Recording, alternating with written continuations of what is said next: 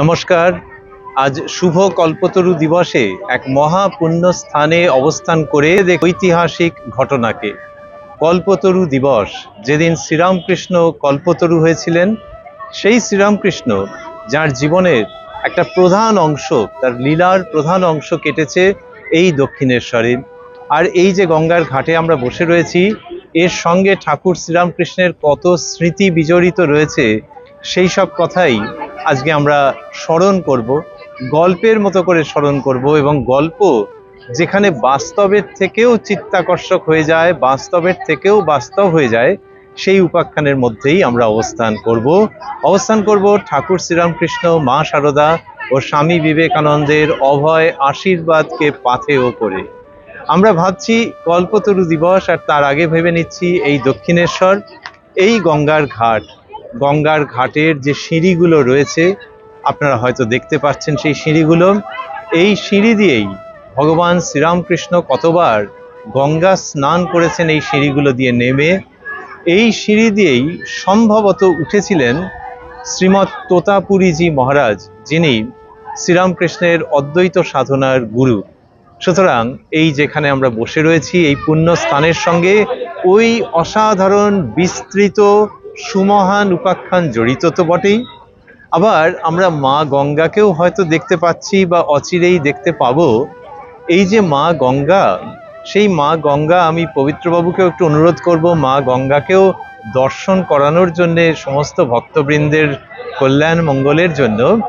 এই যে মা গঙ্গা, যেখানে এখন স্নান করছেন দর্শনার্থীরা, পুণ্যার্থীরা, এই মা গঙ্গার সঙ্গে কি অদ্ভুত ঘটনা হয়ে রয়েছে, যেখানে শ্রীরামকৃষ্ণ এই মর্তলীলা সাঙ্গ করবার অনেক পরে কথামৃত যিনি রচনা করেছেন, সেই মহেন্দ্রনাথ গুপ্ত বা শ্রীম বা মাস্টার মহাশয়, তিনি কি করতেন, ওই শ্রীরামকৃষ্ণ যখন এই ধরাধাম ত্যাগ করেছেন তার পরের ঘটনা, যে তিনি গঙ্গায় এসে এই গঙ্গার জল গামছায় করে নিয়ে যেতেন।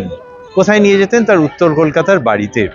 উদ্দেশ্য হচ্ছে, সেখানে যে সমস্ত ভক্তেরা, শ্রীরামকৃষ্ণের অনুরাগীরা আসতেন, তাদেরকে তিনি কখনো কখনো ওই গামছায় যে জল রয়েছে, সেই জল গামছা নিংড়ে বের করে ভক্তদের মাথায় ছিটিয়ে দিতেন, আর বলতেন, শ্রীরামকৃষ্ণ যে ঘাটে স্নান করতেন, এটি সেই ঘাটের জল।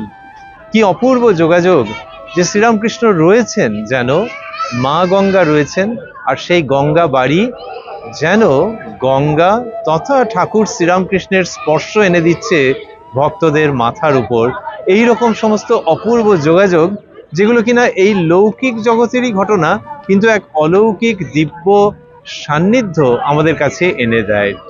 আবারও একটু আমরা আজকের এই কল্পতরু দিবস উপলক্ষে এই গল্পের মধ্যে, এই উপাখ্যানের মধ্যে মা গঙ্গার প্রসঙ্গে যাব।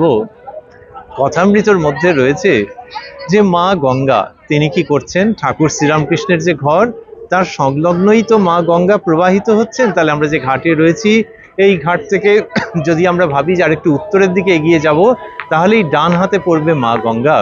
তো মাস্টারমশাই বা কথামৃতকার বলছেন, তিনি সাগরের দিকে যাচ্ছেন। সাগরের দিকে যাচ্ছেন মানে দক্ষিণ দিকে যাচ্ছেন। যখন দক্ষিণ দিকে মা গঙ্গা প্রবাহিত হন, সেই প্রসঙ্গটি মাস্টারমশাই লিখেছেন কি অপূর্বভাবে, যে মা গঙ্গা দক্ষিণ দিকে প্রবাহিত হচ্ছেন কেন? তিনি সাগর সঙ্গমে যাচ্ছেন, আর যাওয়ার আগে তিনি এই মহাপুরুষের ধ্যান ও মন্দির ধৌত করে দিয়ে যাচ্ছেন। কি অপূর্ব ভাবনা, যে মা Ganga is in a hurry to meet the sea, the ocean. তিনি সাগর সঙ্গমে যাওয়ার জন্য খুব ব্যস্ত, কিন্তু তার মধ্যে she is not making the mistake. তিনি কি করছেন, যে যাওয়ার পথে এই মহাপুরুষের ধ্যান ও মন্দির, অর্থাৎ শ্রীরামকৃষ্ণ যেখানে অবস্থান করছেন, তার যে অবস্থানের কক্ষ, যে ঘর, তার সংলগ্ন যে অঞ্চল, সেই জায়গাটিকে মা গঙ্গা ধৌত করে দিচ্ছেন তার পবিত্র বাড়ির দ্বারা। তাতে যেন মা গঙ্গাও ধন্য হয়ে যাচ্ছেন। এই মহাপুরুষের ধ্যান মন্দিরকে ধৌত করে দিয়ে তিনি রওনা হচ্ছেন সাগর সঙ্গমে। এইসব কাহিনী, যা অত্যন্ত বাস্তব এবং বাংময় এবং মধুর ও সুগভীর আধ্যাত্মিকতাকে বহন করে আনছে, সেইটির মধ্যে থাকতে থাকতে আমরা আরেকটি জায়গার কথা ভাবছি, যে সম্ভবত এই গঙ্গার ঘাট দিয়েই উঠেছিলেন শ্রীমৎ তোতাপুরীজি, যার কথা একটু আগে আমরা স্মরণ করছিলাম। তিনি ওই চাঁদনিতে শ্রীরামকৃষ্ণের সঙ্গে মিলিত হলেন। আমরা জানি যে দুটো ঘাট আছে, একটি হচ্ছে এই মূল ঘাট রানীমা যেটি তৈরি করেছিলেন, আরেকটি রানীমার করা আরেকটি ঘাট, সেটি হচ্ছে বকুলতলার ঘাট, যার খুব কাছেই নহবত মা শারদার যে বাসস্থান সেইখানটিতে। তো আমরা সেই যে বকুলতলার ঘাট, ওইখানে এসে উপস্থিত হয়েছিলেন ভৈরবী ব্রাহ্মণী, শ্রীরামকৃষ্ণের তন্ত্র সাধনার যিনি গুরু। তাহলে ভৈরবী ব্রাহ্মণী মা ওই বকুলতলার ঘাটে, আর এই ঘাটে এসে উপস্থিত হচ্ছেন শ্রীমৎ তোতাপুরীজি। এবং তোতাপুরীজি যে এলেন, তার সঙ্গে মা গঙ্গার সম্পর্কের মধ্যে আমরা যাব। তারপরে কোথায় যাব? তারপরে আস্তে আস্তে যাব কাশীপুরে এবং সেই কল্পতরু লীলায়।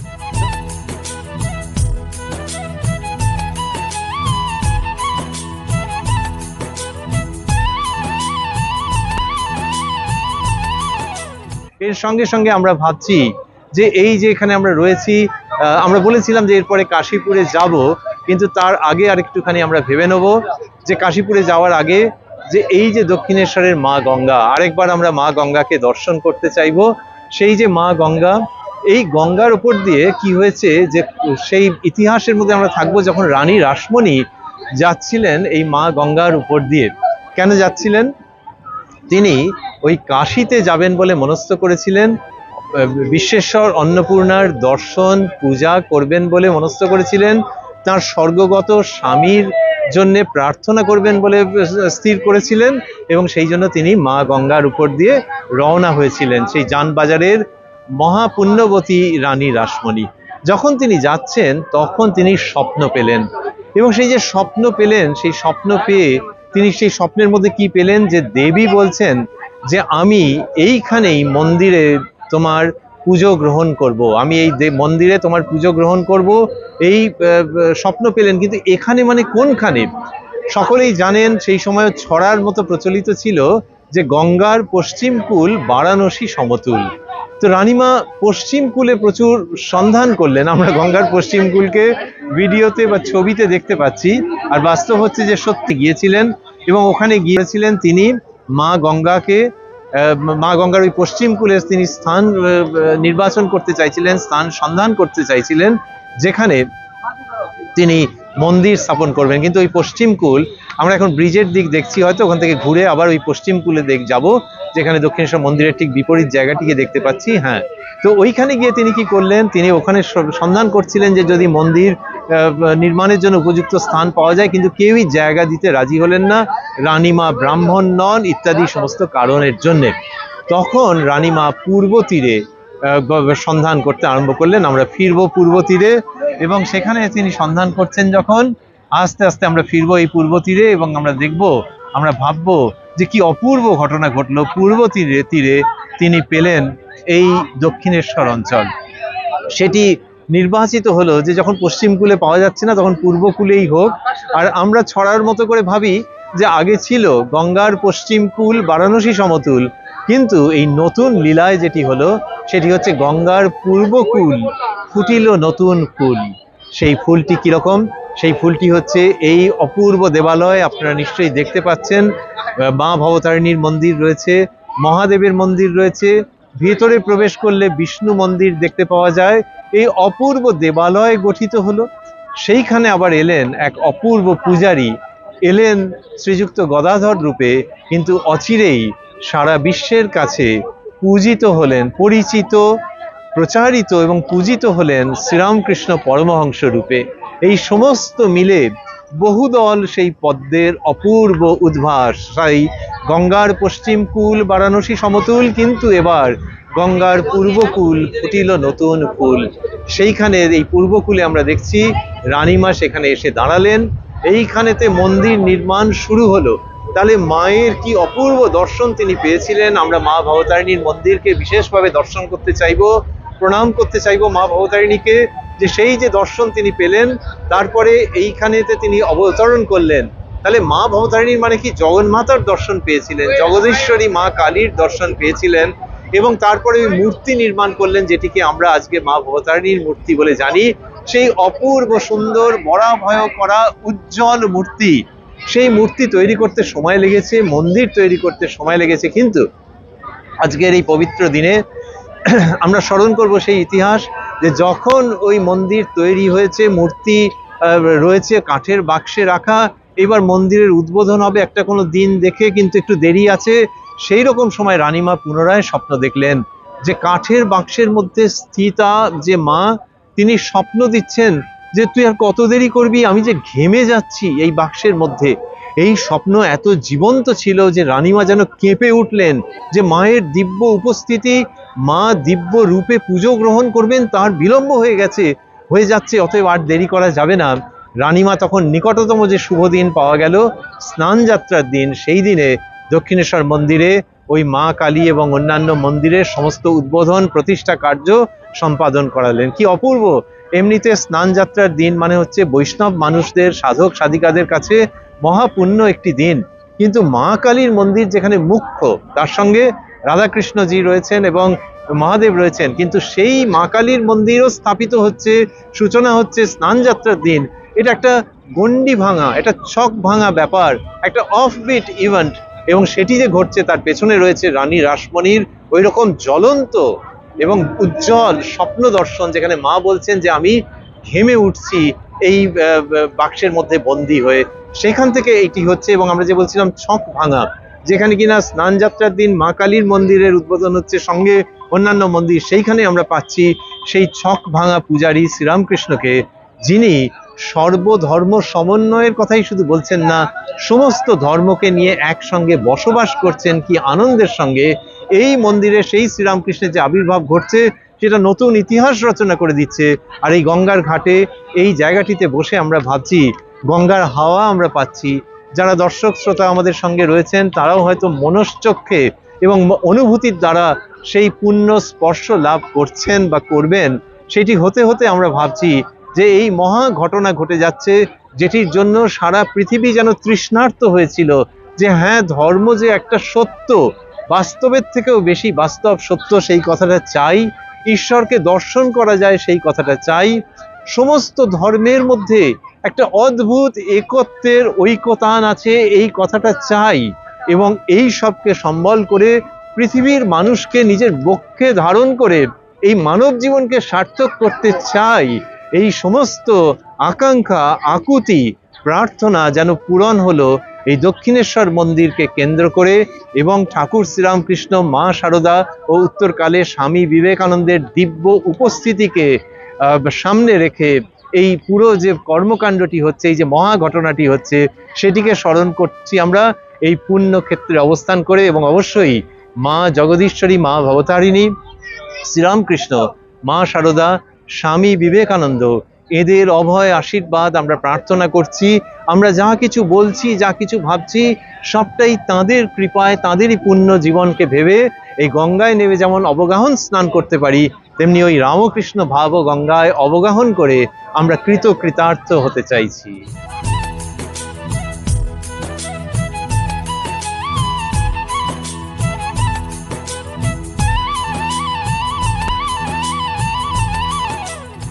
গঙ্গার ঘাটে আমরা স্মরণ করছিলাম যে ওই ঘাটকে নিয়ে কত কি ঘটেছে, এবং ওই গঙ্গার ঘাট দিয়ে এসেছেন শ্রীমৎ তোতাপুরীজি, যিনি শ্রীরামকৃষ্ণের অদ্বৈত সাধনার গুরু।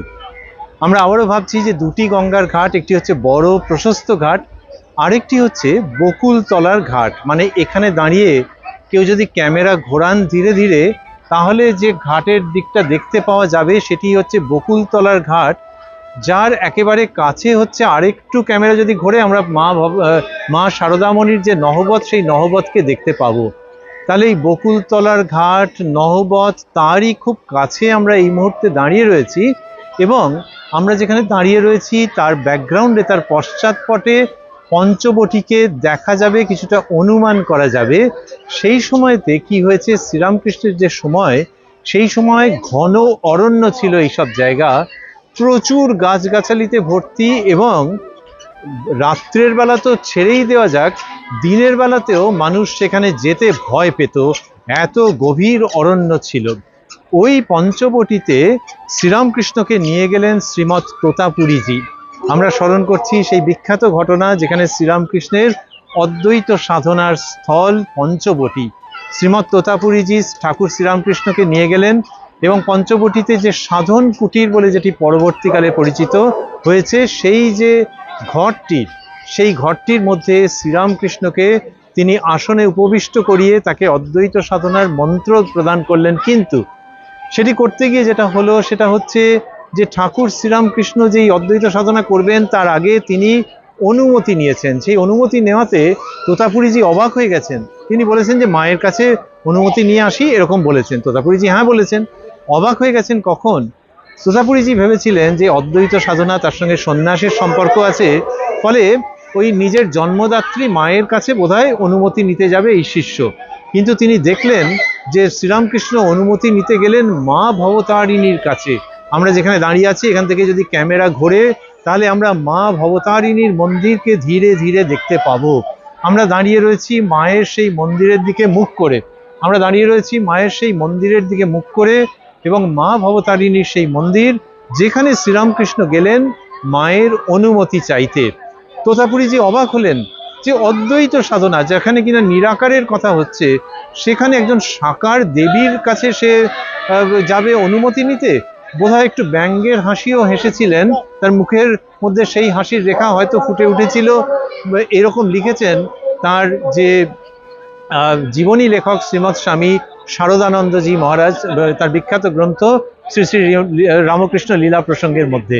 এবার মায়ের মন্দির থেকে আমাদের এই প্রসঙ্গের মধ্যে ফিরেছি, পঞ্চবটিকে পশ্চাৎপটে রেখে আমরা ভাবছি যে যখন এটি ঘটলো তখন কি হলো, যে শ্রীরামকৃষ্ণকে নিয়ে ওই সাধন কুটিরে শ্রীমৎ তোতাপুরীজি যখন অদ্বৈত সাধনায় তাকে ব্রতী করাচ্ছেন, ঠাকুর শ্রীরামকৃষ্ণ বলছেন যে ওই যে অদ্বৈত অর্থাৎ দুই নয় এক, কিন্তু সেইভাবে তার মন স্থির হচ্ছে না। কারণ কি, মনের মধ্যে সবসময় মা ভবতারিণীর সেই প্রসন্ন বরাভয় করা উজ্জ্বল মূর্তি এসে আবির্ভূত হচ্ছে, সেই মূর্তিকে তিনি সরাতে পারছেন না। তখন তোতাপুরীজি কি করলেন, শ্রীরামকৃষ্ণের দুটি ভ্রুর মধ্যে তিনি একটা শার্প কিছু, একটা তীক্ষ্ণ কিছু দিয়ে দাগ করে দিলেন। একটা স্ক্র্যাচ হলো। এই স্ক্র্যাচ হলে কি হয়, মনটা ওইদিকে চলে যায়। ঠাকুর শ্রীরামকৃষ্ণের মন যখন ওইদিকে গেল, তখন অতি দ্রুত সেই মন অদ্বৈত ভূমিতে গিয়ে লীন হয়ে গেল। আমরা এই পুণ্য ক্ষেত্রে দাঁড়িয়ে সেই অসাধারণ ঘটনার কথা স্মরণ করছি যে অদ্বৈত ভূমিতে গিয়ে সেই মন যখন লীন হয়ে গেল, 3 দিন ধরে সেই অবস্থার মধ্যে যখন তিনি থাকছেন, তখন তোতাপুরীজি ভাবছেন যে এরকম তো আমি দেখিনি। 3 দিনের মধ্যে এই অদ্ভুত সিদ্ধি, অদ্বৈত বেদান্তে বা অদ্বৈত বিজ্ঞানে এই অদ্ভুত সিদ্ধি 3 দিনের মধ্যে এটি শ্রীরামকৃষ্ণের মধ্যে যা হচ্ছে, তোতাপুরীজি অবাক হয়ে যাচ্ছেন। এবং আমরা আজকের দিনে দাঁড়িয়ে বুঝতে পারছি যে এক নতুন ইতিহাসের সূচনা হচ্ছে। অদ্বৈত সাধনাকে এই কম বয়সী সাধক শ্রীরামকৃষ্ণ তার জীবনে যেভাবে সার্থক করে নিচ্ছেন তার গুরুর কৃপায়, সেটিকে স্মরণ করছি। তার সঙ্গে স্মরণ করছি এরপরে আরও একটি ইতিহাস আছে, যেটি হয়তো আমরা আবার গঙ্গার ধারে গিয়ে স্মরণ করব, যেখানে দেখব যে তোতাপুরীজির জীবন বৃত্ত যেন তখনও সম্পূর্ণ হয়নি। তার জীবনে একটা কোন অসম্পূর্ণতা ছিল, যেটা ওই মা ভবতারিণীর কৃপায় শ্রীরামকৃষ্ণের দিব্য উপস্থিতিতে পূরণ হয়ে যাবে, সেটি পরে। কিন্তু তার আগে এইখানে দাঁড়িয়ে ভাবছি, এই মহাপুণ্য স্থানে দাঁড়িয়ে ভাবছি আজকের এই পবিত্র দিনে, যে ওই অদ্বৈত সাধনা শ্রীরামকৃষ্ণের হচ্ছে এবং অত কম বয়সে সেই অপূর্ব সিদ্ধি লাভ হচ্ছে দ্বৈত থেকে অদ্বৈতে। এই শ্রীরামকৃষ্ণই পরে বলবেন যে ব্রহ্ম যেমন সত্য, কালীও তেমনি সত্য। বলবেন যে তোমরা যাকে ব্রহ্ম বলো তাকেই আমি কালী বলে কই। বলবেন যে তিনি সাকার, তিনি নিরাকার, আবার তিনি এ দুয়েরও পার। এই সমস্ত মন্ত্রসম যে বাণী, সেইগুলিকে স্মরণ করতে করতে এই পুণ্য স্থানে অবস্থান করে স্বাভাবিকভাবেই আমাদের শ্রদ্ধায় মস্তক অবনত হয়ে আসছে।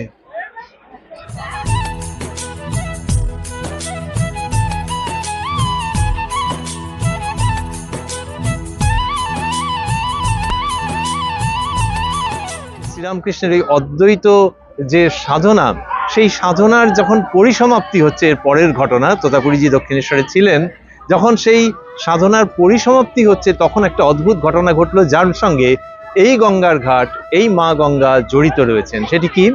সেটি হচ্ছে যে তোতাপুরীজির চমৎকার পাঞ্জাবি শরীর ছিল, আমরা আগেও উল্লেখ করেছি, দীর্ঘদেহী, বলিষ্ঠ স্বাস্থ্যের অধিকারী। কিন্তু এমনিতে দেখতে গেলে যে কলকাতা, পশ্চিমবঙ্গের যে জলবায়ু, যে খাবার দাবার, সেইটাতে ক্রমশ পেট গন্ডগোল করতে আরম্ভ করলো। গন্ডগোল করতে করতে তারপরে কি হলো, তারপরে হলো কি যে সেইখান থেকে তিনি এতটাই অবসন্ন হয়ে পড়লেন, এতটাই তার অসুবিধে হলো, কারণ এতদিন তিনি শরীরকে গ্রাহ্য করেননি। আজকে শরীর তার মনটাকে যেন আকৃষ্ট করছে, মনটাকে যেন বিক্ষিপ্ত করে নিচ্ছে। এটা তোতাপুরীজির পক্ষে মেনে নেওয়া খুব অসম্ভব হচ্ছিল, এবং সেই যে অবস্থাটা সেটা বাড়তে বাড়তে একসময় রক্ত আমাশা বা ব্লাড ডিসেন্ট্রিতে পরিণত হলো। ওই অসুবিধার জায়গাটা, শারীরিক অসুস্থতার জায়গাটা, এই ব্লাড ডিসেন্ট্রি নিয়ে যখন তোতাপুরীজি ঠিক করতে পারছেন না যে কি করবেন, তখন একদিন তিনি স্থির করলেন, এবার আবার আমরা একটুখানি ধীরে ধীরে গঙ্গার ঘাট দেখব, আমরা মা গঙ্গাকে দেখব। তোতাপুরীজি স্থির করলেন যে যখন এই আর পেরে ওঠা যাচ্ছে না শারীরিকভাবে, তখন তিনি এই গঙ্গার ঘাট দিয়ে একটি রাত্রে মা গেলেন, আর তিনি রাখবেন না এই শরীর, আর তিনি রাখবেন না মা গঙ্গায়, তিনি দেহ রক্ষা করবেন। এই জন্যে তিনি মানে সোজা কথায় আত্মহত্যা বা সুইসাইড করবার জন্য তোতাপুরীজি মা গঙ্গায় নেমে গেলেন। আপনারা হয়তো দেখতে পাচ্ছেন গঙ্গায় দর্শনার্থীরা, পুণ্যার্থীরা, ভক্তবৃন্দ স্নান করছেন বা স্নান করবার উপক্রম করছেন। তোতাপুরীজি এই যে গঙ্গায় নেমে গেলেন, আমরা কোনখানে রয়েছি? গঙ্গার পূর্ব পারে রয়েছি। এই গঙ্গার পূর্ব পারে থেকে তিনি নেমে গিয়ে দেখছেন যে গঙ্গায় জল নেই, মানে জল পাচ্ছেন না। ভাটার সময় জল কমে যায়, সেটা তিনি জানতেন। তাহলে আরেকটুখানি গেলে জল পাওয়া যাবে, আরেকটুখানি গেলে জল পাওয়া যাবে। পশ্চিম দিকে যেতে যেতে তিনি প্রায় বিপরীত তীরে উপনীত হলেন। আমরা যে ছবি দেখব তাতে একটা মোটামুটি আন্দাজ করা যাবে যে গঙ্গার বিপরীত তীর, সেই যে বিপরীত তীর, সেইখানে তোতাপুরীজি চলে গেলেন। সেইখানে গিয়েও তিনি জল পাচ্ছেন না। এই এখন আমরা যে বর্ষে রয়েছি, ইংরেজি যে নববর্ষ, আমরা সেখানে ভাবছি যে এখন নাব্যতা কমে গেছে। ভাটার সময় সত্যি চড়া পড়ে যায়, কিন্তু চড়া পড়ে গেলে এখনো, মানে তখন তো জল অনেক বেশি ছিল, কিন্তু এখনো মোটামুটি যখন খুব চড়া পড়ে যাচ্ছে, তখন মাঝগঙ্গা পেরিয়ে গেলে তারপর জল পাওয়া যায়ই যায়। তাহলে সেই সময় যখন নাব্যতা আরো বেশি ছিল, তখন তিনি মাঝগঙ্গা কি ওপারে চলে গেছেন, তাও জল পাচ্ছেন না। অত্যন্ত মেধাবী মনস্বী তোতাপুরীজি বুঝলেন যে এটা অন্য কোনো কারণে হচ্ছে, জল এমনিতে শুকিয়ে যায়নি। তিনি যাকে এতদিন অস্বীকার করেছেন, সেই অঘটন ঘটন পটীয়সী মা অবতারিণী বা বিশ্বব্রহ্মাণ্ডের যে জননী, তাঁরই ইচ্ছা এটা হচ্ছে, এবং তিনি ডোববার মতো জলও পাচ্ছেন না। সেইখান থেকে তোতাপুরীজির যেন ইউটার্ন, তিনি কি করছেন? ছুটতে ছুটতে তিনি চলে আসছেন, এবং তিনি চলে আসছেন এই যে গঙ্গার ঘাট, এই গঙ্গার ঘাট দিয়ে ট্র্যাক ব্যাক করছেন। তিনি আবারও চলে আসছেন, এসে তিনি উপলব্ধি করলেন যে জগতের মধ্যে যে চৈতন্য সত্তা আছেন, যে ব্রহ্ম আছেন, তাকে যেমন মানতে হবে, তেমনি ব্রহ্মের যিনি শক্তি, ত্রিগুণাত্মিকা শক্তি, যিনি বিভিন্ন রূপে প্রকাশিত, কখনো কালী, কখনো দুর্গা, কখনো জগদ্ধাত্রী, তাকেও মানতে হবে। এই দুজনকে মিলে যে অপূর্ব লীলা, এই দুটিকে মিলে তারই যেন জীবনে প্রথম সান্নিধ্য এবং সাক্ষাৎকার লাভ করলেন শ্রীমৎ তোতাপুরীজি ওই ট্রমাটিক এক্সপিরিয়েন্সের মধ্যে দিয়ে। কিন্তু এই ট্রমা, সেইখান থেকে আমরা পাচ্ছি যেন জগৎজননীর ক্ষমা, যিনি তার এই সন্তানকে নিজের কাছে টেনে নিচ্ছেন। এবং সেই রাত্রে তোতাপুরীজি চলে গেলেন পঞ্চবটির সেই গভীর অরণ্যে, এবং ধুনি জ্বালিয়ে সেইখানে তিনি ধ্যানে রত হলেন। পরের দিন সকালবেলায় ঠাকুর শ্রীরামকৃষ্ণ যখন তার খোঁজ নিতে গেছেন, অর্থাৎ তার এই অদ্বৈত বেদান্তের যিনি শিক্ষাগুরু, তার খোঁজ নিতে গেছেন, গিয়ে তিনি দেখছেন যে তোতাপুরীজি একেবারে অন্য মানুষ।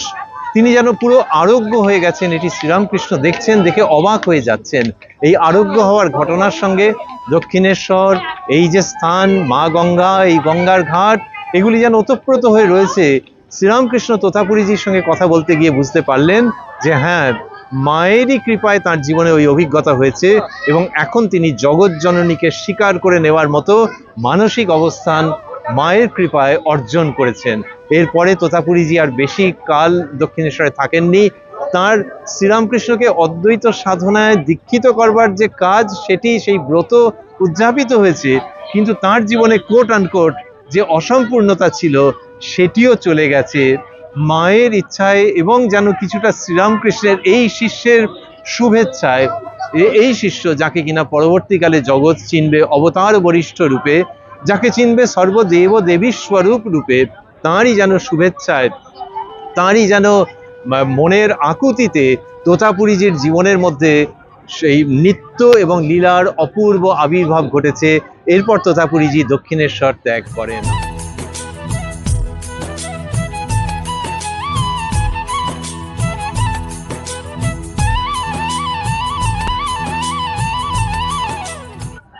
আমরা বলছিলাম যে দক্ষিণেশ্বরের এই পুণ্য স্থানে অবস্থান করতে করতে আমরা পায়ে পায়ে গিয়ে মনে মনে উপস্থিত হব কাশীপুরের সেই মহা ঘটনাটিতে, সেই কল্পতরু দিবসের প্রসঙ্গে, যেটি আজকে সমগ্র পৃথিবীর মানুষের কাছে শুধু পরিচিত যে তাই নয়, মানুষজন ঘুরে ফিরে সেই প্রসঙ্গ শুনতে চান এবং সেই উপাখ্যানের মধ্যে উপস্থিত থেকে ধন্য হতে চান। দিনটি ছিল 1 জানুয়ারি 1886, যখন শ্রীরামকৃষ্ণ গলার অসুখের জন্যে কষ্ট পাচ্ছেন বলে কম বলা হয়।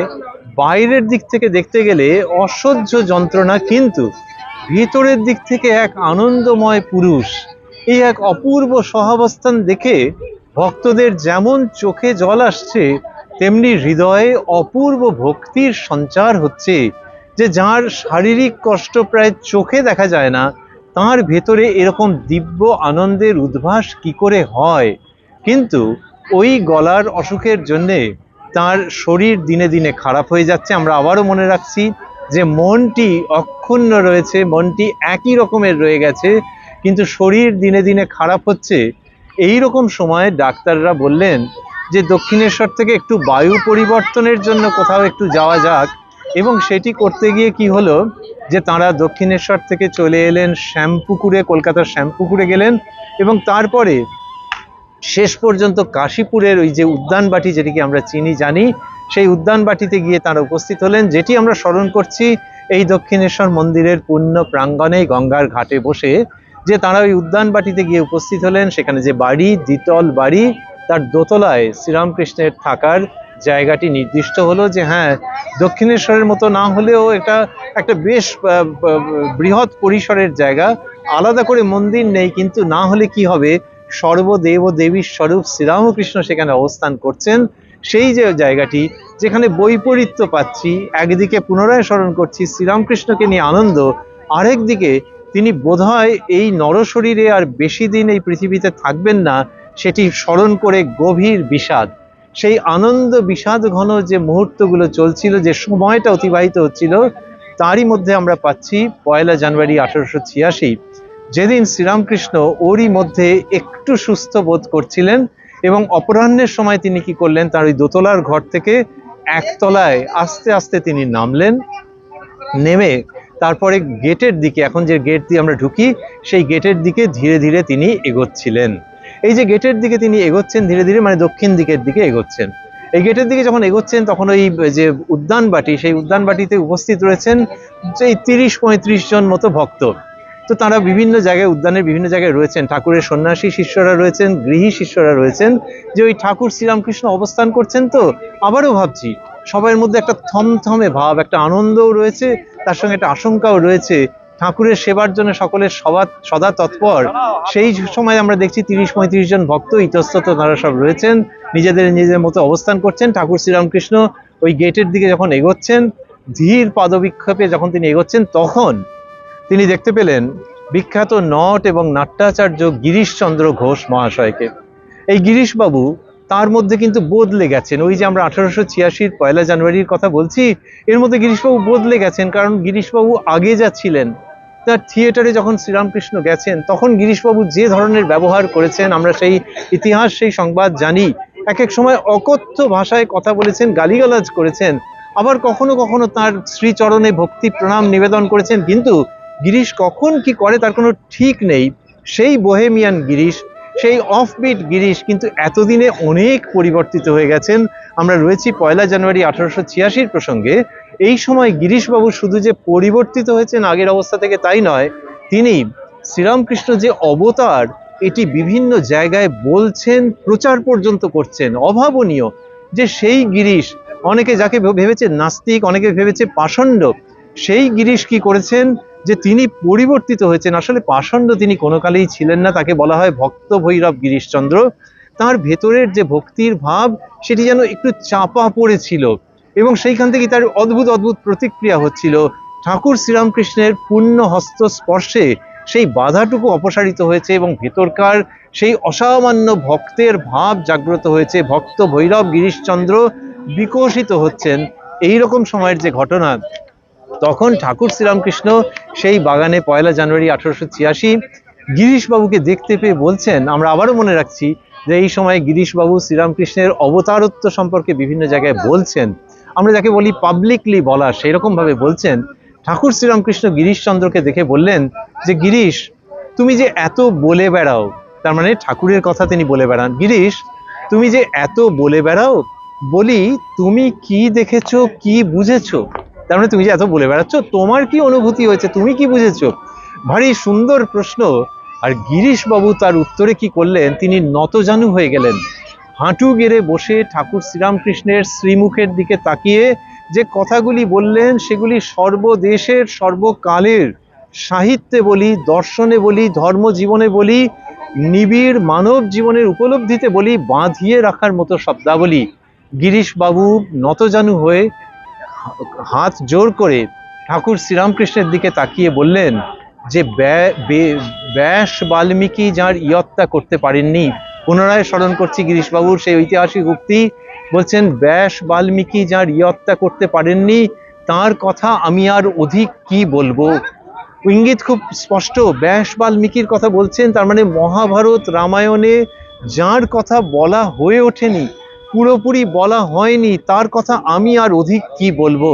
অন্যভাবে বলতে গেলে যে যিনি কৃষ্ণ, যিনি রাম, তার কথা ব্যাস বাল্মীকি বলে উঠতে পারেননি, সেই রামকৃষ্ণ রূপে যখন সেই কৃষ্ণ এবং সেই রাম একাধারে অবতীর্ণ হয়েছেন, আমি the poor Girish that I am, সেই গিরিশ, আমি তার কথা অধিক আর কি বলবো। এইটি বলছেন গিরিশচন্দ্র শ্রীরামকৃষ্ণের দিকে তাকিয়ে গদগদ স্বরে হাত জোর করে। আমরা ভাবছি যে ট্রান্সফরমেশন বা পরিবর্তন কত প্রবল হতে পারে। গিরিশবাবু যখন এটি বলছেন, ব্যাস বাল্মীকি যার ইয়ত্তা করতে পারেননি, তার সম্পর্কে অধিক আমি আর কি বলবো, তখন ঠাকুর শ্রীরামকৃষ্ণের মধ্যে একটা অদ্ভুত ভাবান্তর এসে গেল। তিনি বললেন, তোমাদের আমি আর কি বলবো, আশীর্বাদ করি তোমাদের চৈতন্য হোক। তিনি বলছেন যে আশীর্বাদ করি তোমাদের চৈতন্য হোক। এইটি যখন শ্রীরামকৃষ্ণ বলছেন, তখন মনে হয় যেন দেবতারা পুষ্প বৃষ্টি করেছেন, যে এই অপূর্ব ঘটনা এই পৃথিবীর বুকে ঘটে চলেছে। এবং সেখানে শ্রীরামকৃষ্ণ যা বলছেন, তার মানেটা কি? তার মানে হচ্ছে যে অন্তরে যে চৈতন্য সত্তা রয়েছে, সেই চৈতন্য সত্তার যেন বিকাশ হয়। আমরা জানি যে যে কোনো জীবের মধ্যে এবং বিশেষত মানুষের মধ্যে সেই শুদ্ধ চৈতন্যের অবস্থান, যেটির সঙ্গে জগৎকে একত্র করা যায়। জগতের মধ্যে যে চৈতন্য, সেটি ব্যক্তির মধ্যেও রয়েছে। এই দুই চৈতন্যের যখন সাক্ষাৎ সম্মিলন হয়, তখন মানুষের জীবন ধন্য হয়ে যায়। শ্রীরামকৃষ্ণ সেই চৈতন্যের জাগরণের আশীর্বাণী করছেন। তার মানে যেন এটা তার দিক থেকে দেওয়া পুরস্কার। পুরস্কার শব্দটা হালকা, পুরস্কার বলি, রিওয়ার্ড বলি, আরো ভালো শব্দ হচ্ছে তার আশীর্বাদ। তিনি যেন বর প্রদান করছেন যে আশীর্বাদ করি তোমাদের চৈতন্য হোক। সেইখান থেকে গিরিশবাবু সঙ্গে সঙ্গে বুঝতে পারলেন যে ইটস আ হিস্টোরিক্যাল মোমেন্ট। এটা বারবার পৃথিবীর বুকে এরকম ঘটে না, এটি একটি ঐতিহাসিক মুহূর্ত। এবং তখন তিনি সকলকে ডাকতে আরম্ভ করলেন যে ওরে তোরা কে কোথায় আছিস, আয়, ঠাকুর আজ কল্পতরু হয়েছেন। এই যে ঠাকুর আজ কল্পতরু হয়েছেন, মানে তিনি বিলিয়ে দিচ্ছেন, তিনি চৈতন্য হওয়ার আশীর্বাদ করছেন। এর থেকে বড় আশীর্বাদ আর কি হতে পারে? তখন যারা ছিলেন তারা সকলে এলেন শ্রীরামকৃষ্ণের কাছে, কাছাকাছি যারা ছিলেন, এবং শ্রীরামকৃষ্ণের সান্নিধ্যে এসে এক একজনের এক এক রকমের উপলব্ধি হলো এবং আনন্দে তারা ভরপুর হয়ে যাচ্ছেন। এই যে ঘটনা, সেটিকেই বলা হচ্ছে শ্রীরামকৃষ্ণের কল্পতরু লীলা।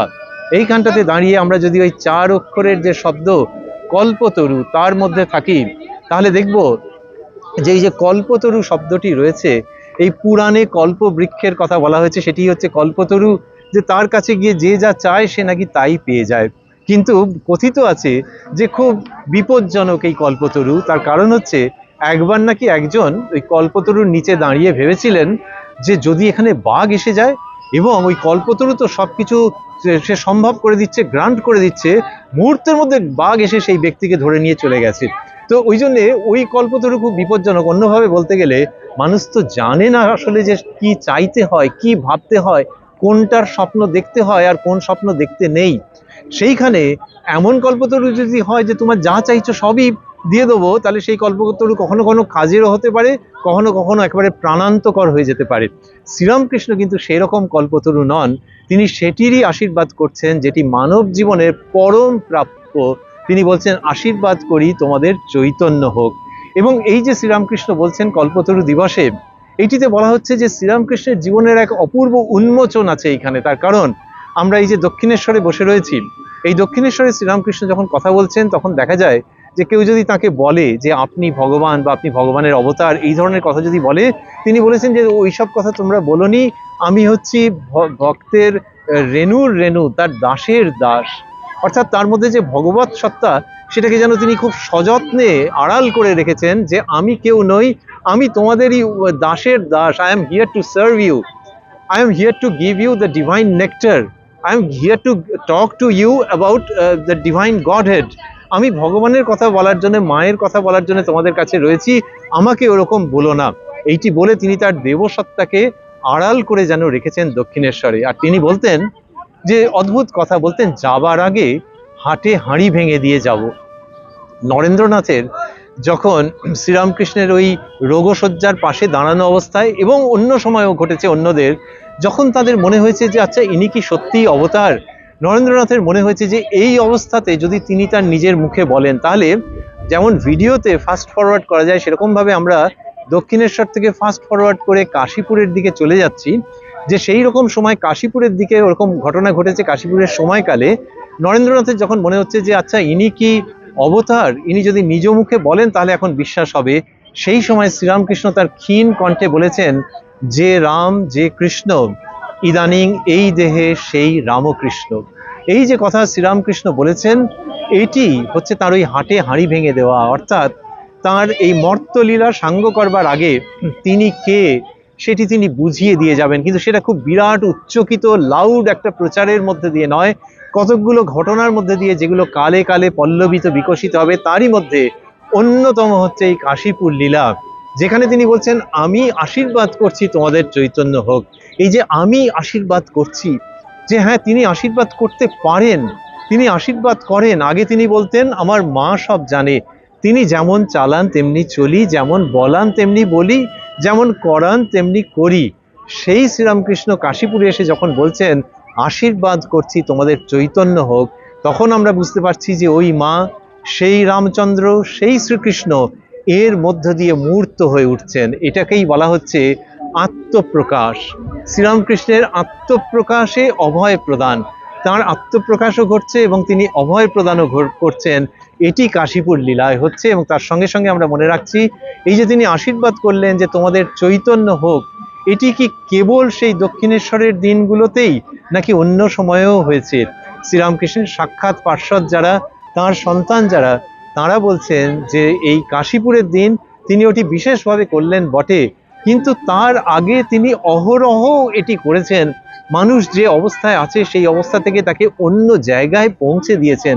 যখন নরেন্দ্রনাথ বলছেন যে মশাই আপনি কি ঈশ্বর দেখেছেন, আমরা আবার রিওয়াইন্ড করে ব্যাক করে যাচ্ছি, যে শ্রীরামকৃষ্ণের কাছে যখন প্রথম উপস্থিত হয়েছেন যে মশাই আপনি কি ঈশ্বর দেখেছেন, তখন তিনি বলছেন যে হ্যাঁ দেখেছি, এবং তোমাকে যেমন দেখছি তার থেকেও স্পষ্টভাবে দেখেছি, আর তোমাকে দেখাতেও পারি। এই যে যিনি বলছেন দেখাতেও পারি, তার মানে হচ্ছে তিনি উদ্গ্রীব যাতে নরেন্দ্রনাথের মধ্যে সেই ঈশ্বরীয় ভাবের পূর্ণ স্ফুরণ হয়, তার চৈতন্যের জাগরণ হয় এবং সে ঈশ্বর দর্শন করে। এটা যিনি বলছেন, সেই দিন সেই মুহূর্তে তিনি কি কল্পতরু নন? এইটি আমাদের স্মরণে রাখবার যে শ্রীরামকৃষ্ণ নিত্য কল্পতরু। পুরুষ নারী তাদের মধ্যে যে অসাধারণ তিনি পরিবর্তন এনে দিয়েছেন এবং ভেতরের সত্তার পূর্ণ জাগরণ ঘটিয়েছেন অহরহ এই দক্ষিণেশ্বরে, পরবর্তীকালে শ্যামপুকুরে এবং কাশীপুরে। তার থেকে বোঝা যায় তিনি নিত্য কল্পতরু। শুধু এই কল্পতরু দিবসের পুণ্য উপলক্ষে এই মহাপবিত্র স্থানে উপনীত হয়ে আমরা ভাবতে চাইছি যে ওই দিন 1 জানুয়ারি 1886 শ্রীরামকৃষ্ণ যেটি করলেন সেটি হচ্ছে আত্মপ্রকাশ হলো তার, এবং অভয় প্রদান করলেন বিশেষভাবে। তার আত্মপ্রকাশে অভয় প্রদানের দিন সেটি, এবং সেটির জন্য তিনি বেছে নিলেন 1 জানুয়ারি 1886 থেকে। এমনিতেও দেখা যাবে যে বাঙালি মানুষ যদি আমরা ভাবি, বাঙালি অবাঙালি আর অভারতীয় সাহেব তাদের তো কথাই নেই, বাঙালি মানুষের কথা যদি ফেরত আসি, নববর্ষকে উদযাপন করে, কিন্তু দেখা যাবে যে বোধহয় নিউ ইয়ারে আর ব্যাপারটা আরো জমজমাট থাকে, যে নতুন ডায়েরি, নতুন ক্যালেন্ডার, এটা ওটা সমস্ত করে নিউ ইয়ার, তোমার নিউ ইয়ারের প্ল্যান কি, আচ্ছা কেক কাটতে হবে, এসব নানান রকমের তারা ভাবনা চিন্তা করে।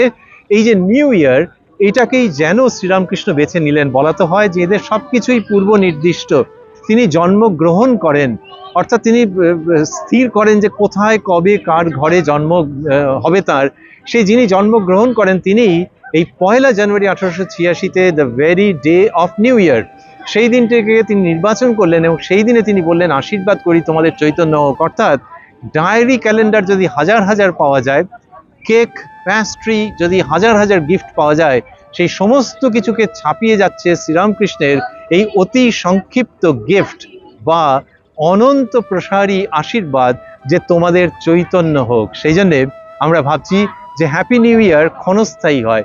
লোকে ওই 1 জানুয়ারি হ্যাপি নিউ ইয়ার বলে আর তার কয়েক সেকেন্ডের মধ্যে বোধহয় ভুলে যায়। যদি জিজ্ঞেস করা হয় যে কাকে কাকে বলেছিলে, তখন সে মাথা চুলকোতে আরম্ভ করবে।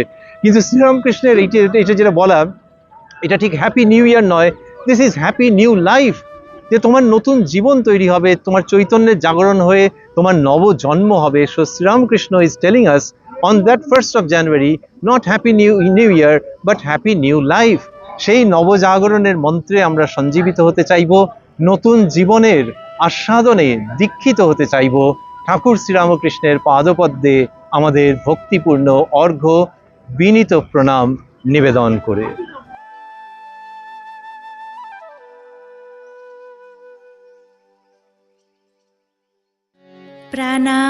প্রাণারাম প্রাণারাম প্রাণারাম প্রাণারাম প্রাণারাম প্রাণারাম, কি যেন লুকানো নামে তাই মিষ্ট এত তব নাম। প্রাণারাম প্রাণারাম প্রাণারাম প্রাণারাম প্রাণারাম